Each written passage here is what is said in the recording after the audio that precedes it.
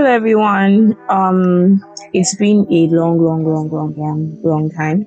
I didn't have excuses to give. Like frankly speaking, I was busy. Um, then I worked. Okay, yeah, that was it. I worked. Then I came back home, and it's just like there was a lot of things happening at the same time, and because there were a lot of things happening at the same time, I did not know which to do. Does that make sense? Well, anyway, Trey, praise the Lord. I'm back. Hopefully, back to be consistent. Hopefully, we'll move on and we'll do well. And on today's episode, we're going to be talking about imposter syndrome. And frankly speaking, right, I think this podcast, the name of podcast is It's Not That Deep, but it's like is ironic because most of the things most of the topics that I have planned out are very deep topics, that things that people should not take lightly, or things that I'm trying myself not to take lightly. And we'll just get right to it and straight to it so that I will not be wasting too much time. What is imposter syndrome? Recently, when, like I said earlier on, I got a job, or at least I interned, it was a job more or less. It was like a learning job. I was learning on the job. And if you don't know, I'm a law student, and it's not required. In some schools it's required, but during like the holidays, you intern at law firms. And I applied for the law firm because in my school it's not required, so everybody's going home. I had been away from home for like, what they call the name, almost a year, like 10-11 months. And I was like, let me just go home job. But I was like, if I come home, I don't want to work at home, because we had strike the year before that, and I worked for like 5 months, and I just want to come home. I miss my family. I just want to literally wake up anytime I want, sleep anytime I want, like live free life. But and I said, let me just do this job since I can do it. Like, and I'm not one of those people that have sparkly GPAs that they can boast about, or like have very good connections or whatever. My parents are not lawyers. I don't know anybody that's a lawyer. Okay, I had a cousin, which I wouldn't say she's my cousin, but she's my cousin. One of those type of African dynamic stuff, that is a lawyer. But apart from that, like, I really don't know anybody else. And law, minus obviously grades and merit works, but like connection is really a bulk of it. So I applied for this job at this firm in Lagos. I live in Abuja, and if it's in Abuja, at least my parents will know somebody that will fix me somewhere. And in Lagos, I don't know anybody. I've never lived in Lagos. The first time I went to Lagos was when I went to uni. Yeah, like my school is in Unilag. It's in Lagos. Unilag in Lagos. So when I told my dad that I want to intern in Lagos, it felt like a joke. This type of Kema is just dreaming and whatnot. She'll still go back to Abuja, do her 1 month internship and whatnot. So what they call the name with Sha, I just said, okay, let me try. I think I had spoken to my siblings about it. No, the reason why the story is long, because it builds up into why I really want to talk about this topic. I told my siblings, and they were like, obviously now, go for it, like the world is your oyster, whatnot, and blah blah blah blah blah. And I spoke to this cousin of mine who lives in Abuja presently, but she had worked in Lagos, and told her that, does she know any law firm that I can, because I wasn't on, like I said earlier, I don't have his GPA that is very shiny. So it's not something that I can say, I can just distribute to everywhere. Like, I wanted a place that, if I knew somebody who would fix me in, it would be easy to get a spot because I know someone. That was the way it was. So, and I was thinking on LinkedIn, let me think of, but all the LinkedIn firms I follow, they are top tier firms. And in my own mind, I was like, okay, man, you are not up to that level yet. Like, so I said, let me start small. And I already worked now. So I spoke to my cousin. She spoke to her old boss, and he told me, I had to apply. Notwithstanding, he doesn't have any problem with me coming in for like the month, but I have to apply the typical way. And I applied. You write like a resume. I wrote my resume first time. The last place I worked in, it was my mom that got me this place, like Nigerian style. I just resumed work. That was the way it was. First time around, I wrote a resume. After writing the resume, I submitted the resume. I even forgot that I had, because that period we were writing tests in school and there were a lot of things going on. But anyways, I wrote it, I submitted it, and I picked an interview date and I appeared for the interview. No, before the interview date, my cousin had already told me that I had to wear heels compulsorily, that I should look for if like school, where are you wearing heels to? If not, let's say church or something. So like I had to wear corporate heels, make sure I dressed corporately, and which I felt was like what they called me was unnecessary because I had already worked at a place before now. So she didn't need to give me all those details to dress corporate. I'm like, will I wear t-shirts to the office? No, now. So, but she had given me all these tips. I got to the place. I don't know Lagos. Like I said, like my Lagos is airport to my hostel, then hostel to school, school back to hostel, or let's say my cousin's place in Lagos, typically speaking. But like I literally just go with both everywhere if I'm going to a new place. So, and this time around, I cannot afford that. Obviously, Nigeria is going through a lot. That was period in time, like Boo remove subsidy. I say Boo Bala Blue remove subsidy, and because Bala Blue had removed subsidy, prices of everything has skyrocketed. Anyways, I arrived in the office. Spoke to waited for a while, and spoke to the guy and met the man. I didn't know who I was meeting, and he came in because he went to court and he was coming in from court, and he was like, oh, am I to see him? And me, I didn't even know who was the him I was meant to see, and I don't know, like I just stood up and don't know whether to nod or to shake my head whether it's him or it's not him. Anyways, and no, the interview was meant to be around 11. I had waited till 1 o'clock. I got to the place, like to the office, I got there 30 minutes early. Take notes, so I had sat down there, waited, and met the man. He finally came by 1, and he spoke to me. And typically speaking, I thought he was just going to ask typical questions, because I'm like, as an intern, mostly an intern who was just living like year 2, I really do not know anything about law apart from like the basics of what we had been taught, obviously. So I don't really expect him to like ask a lot of things, but any which way, he asked me, why do I want to study law? And that was the first time. Okay, let me not say that was the first time. I had thought about that question a lot of times, but like I don't have a particular answer to. I did not have an answer. So I told him that that was the reason why I was interning, to get like knowledge, to know myself why I really would want to do this profession. And he was like, oh, good and fine. And he gave me a test there and there to do, which was off the bat not expected. And I did the test any which way. And I thought like, oh, test now, normal thing, like will not really be that big of a deal. We'll just do answers. And like you can cancel in the exam when you write that. Obviously, it's not advisable to cancel a whole lot, but like you can. And I cancelled, and he was like, "Why will I be cancelling? That this is going into my file." Anyways, all these big stories is just leading up to the main gist. I left, right, and I left the firm. After he looked at my work and was like, "Why will I be cancelling?" And it was like, "Oh, he's not." After agreeing that, "Oh, okay, yeah, that I should resume on Monday. I should pick article topics," and he had already even been giving me jobs to do before like it was time to resume. He now said, oh, he might not take me any longer, that what type of letter did I write, blah blah blah blah blah. Anyways, I spoke to him and I resumed work, and resuming work was in itself very overwhelming. Like I was this babe, I'm an Ajepota in the Nigerian sense.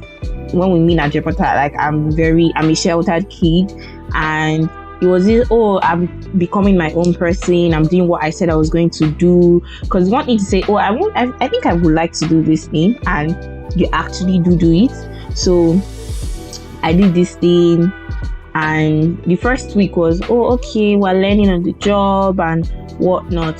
But after that first week, what did we? I think we started our articles.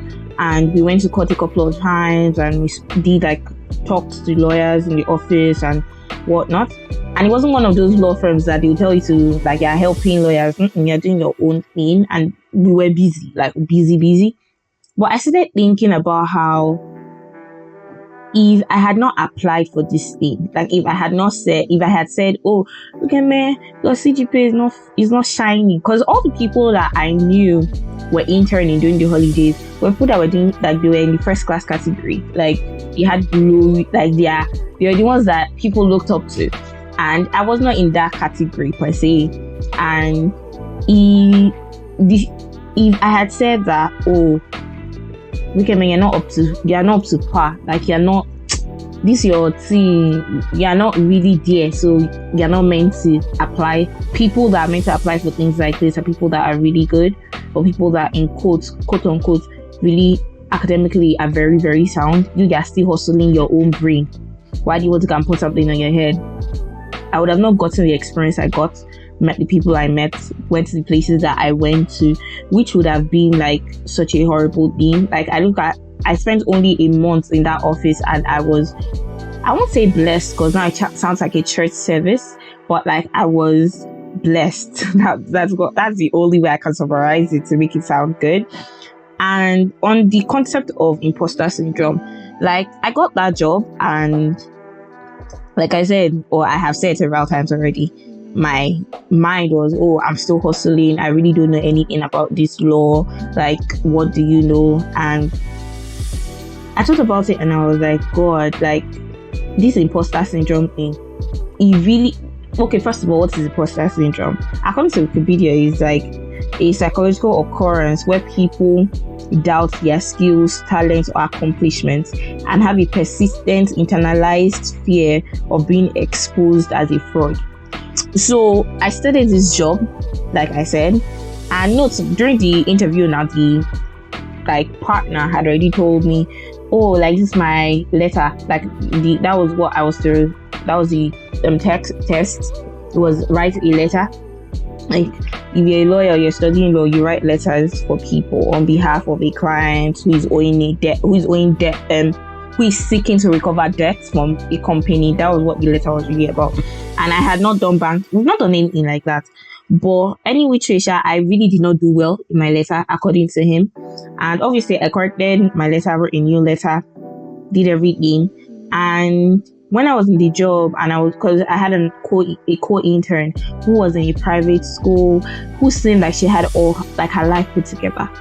Like, that was it. Like, my own life, I was in a federal school. I already had 2 years added to my 5-year course already.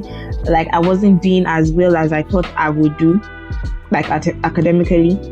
And I was in this place where I thought I just got it, like, by luck.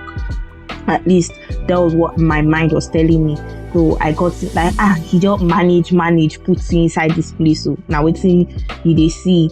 And like I said, I was greatly blessed in the firm. But I feel that if I had let go of that fraudulent idea, that I would have been more expressive. Like, I would have allowed myself to do more things, ask more questions, like, interact better with people, like with the boss, with like the other lawyers. Like, it would have been better, because I would have been sure of myself, or I would have not really even given a damn about what any other person thought. But because I was just thinking, this thing where you get to, and just look. And this feeling did not just happen because of I was applying to this firm and thought I not deserved position at the firm. It has been a feeling that I had been, this is like a diary now, right? It has been something that I had been experiencing, because, like, for a while, like, when I mean a while, like a couple of years, because like I said, I'm in one of the best, I'm in one of the best law faculties in the world. Like, I've been in the world. Okay, not to brag, maybe in the world, but let me know if I over exaggerate. But like, I'm one of the best law faculties in Nigeria, and what they call me to get into this faculty, people it's like going to the eye of a needle. Let me say it like that. People literally spend like years. Some people like write jam 4 or 5 times just to enter this faculty.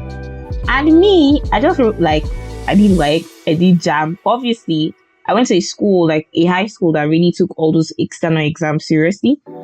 And during my post-UTME, people literally have lessons for post-UTME to get into University of Lagos to study law, medicine, engineering and whatnot. I did not even open book. Like my sister was telling me that, oh, am I not going to read past questions? I googled past questions on like National Open University or something, and as I googled it, I just opened it small, closed it back. Then I went through my exams, came back home, and when I entered the school, I saw people with past questions for post-CME. I said, this is a post-CME I wrote. Like people pay money into the thousands to learn to enter Unilag, and me, I just wrote exam as if I was coming to come and play, and I got into the school like with on merit. Take notes, like I got into the school on merit, not to brag, hallelujah, it's all the power of the Lord. I got into the school on merit, got into the school without any migi. Like I don't know how to explain it, but like if you are applying for like a professional course in a Nigerian university, you understand what I mean. And what they call, I thought also in my own mind, I was like, okay, man, you smart, so lead your brain, hot go. And I started doing law. And it's like my brain wasn't hot again. It was blunt. That's the way it behaved, or that was the way it was behaving, or it is behaving. And I started thinking, so all the high school gifts and subjects I used to pass, seeing at high school, or my brain that time was just like, I don't know how to explain it. I just felt that my life before this time was a lie. Like all my high school achievements and everything that I had done before entering Unilag and writing Unilag exams was just a lie. And it was very sad because I saw people that, from my own point, everybody is smart though. But if you're a smart babe or you're a smart person, let me not say babe in case I'm not talking to a girl, but if you're a smart person, there are people you categorize yourself smarter than, right? And people that I had categorized, and this is not to like offend anybody or to think you're better than anybody, but that's just the truth. And people that I knew I was smarter than, at least on a grand scheme of things, they were doing far better than myself. And I said, is it like, and it's not, at first I said, year one was all jokes and play. Like, we had strike, we had COVID, we had all those things. There were a lot of lapses. We didn't really even have classes like that. There was online classes that some never held. We just wrote exams. And I said, okay, maybe that's the reason why I didn't do well. Cancel that. We started doing law. And I read, like, you read where like your whole face is swollen, your nose is looking like you're pregnant, your head is bulging, and all those things. And I was doing the same thing that I thought, like I was doing things I thought I was meant to be doing, but I wasn't getting the results I thought I was meant to be getting. And because of that, every other thing made me a fraud. Like I felt that I entered in like based on luck, and people don't enter this school based on luck. So, like, in talking to myself, and I think I'm talking to anybody who's listening or whoever gets to listen to this in the nearest future, that you're not a fraud. Like, at the end of the day, I'm not saying you might not be a fraud though, but if you get something, or you get acknowledgement, or you've gotten acknowledgement from people before in the past, right? You're not a fraud. Or you've never gotten acknowledgement before, and you started getting the acknowledgement, you're still not a fraud. Like, at the end of the day, if you put in effort to do things, you would get praises, or you would get achievements. Does that make sense? Or should I like rephrase it in another way? I don't know what English to garnish this thing I'm trying to say, Sha. But in essence is just make sure that you're putting in the right effort, you're doing what you're meant to be doing, and you will not be a fraud. But there is this guy I really like, Stephen Bartlett. I'm not sure whether I'm pronouncing his name correctly. Like, he's the podcaster for Diary of a CEO, and he said something, and he was like, if you're in a position in life where you don't feel like an imposter, you're not in the right place. And it was a form of encouragement, meaning that you would always feel like an imposter if you're doing what you think is out of your reach, like if you're pushing yourself. So make sure to push yourself into doing things that would make you not an imposter. I don't think I said too much. I tried to keep it short in this episode. I hope you come back and I hope you enjoyed the episode. I am Rukeme and you're listening to It's Not That Deep. Thank you.